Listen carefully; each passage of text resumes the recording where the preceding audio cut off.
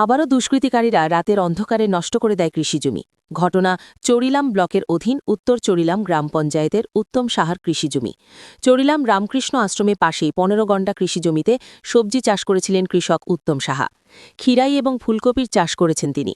শুক্রবার রাতের আঁধারে কে বা কারা দুষ্কৃতিকারীরা খিরাই এবং ফুলকপির গাছগুলি তুলে ফেলে দেন। এই ধরনের ঘটনা আর কোনো সময় হয়নি বলে তিনি বলেন। নিজ জমিতেই খিরাই এবং কপির গাছ লাগিয়েছিলেন। কে বা কারা রাতের অন্ধকারে সর্বশান্ত করে দেয় কৃষিজমি। ৪০ থেকে ৫০ হাজার টাকা ক্ষতি হবে বলেও সংবাদ মাধ্যমের কাছে বলেন। উত্তম সাহা সাক্ষাতে বলেন, কে বা কারা করেছেন তিনি কোনোভাবেই বলতে পারছেন না। রাতের অন্ধকারে প্রায় ১৫ ঘণ্টা জাগাতে খিরাই এবং কপি লাগিয়েছিলেন। কে বা কাহারা তুলে ফেলে দেয় ৪০ থেকে ৫০ হাজার টাকা ক্ষতি হবে বলে জানান মালিক। দেখুন বিস্তারিত। কোন জায়গায় রে? উত্তর চলিলাম কি লাগাইছিলেন? ফেরাই আর হলো কফি কি হয়েছে? কে বা কাহারা জানে সব টাকা তুলে ফালাই দিছে। কেমন ক্ষতি হয়েছে? কেমন টাকা ক্ষতি হইব? ৪০-৫০ হাজার টাকা। আপনি আইডেন্টিফাই করতে পারছেন কে বা কারা? না না না না না আর কোনো সময় কি এমন কি হয়েছে না না আরো এই প্রথম হয়েছে।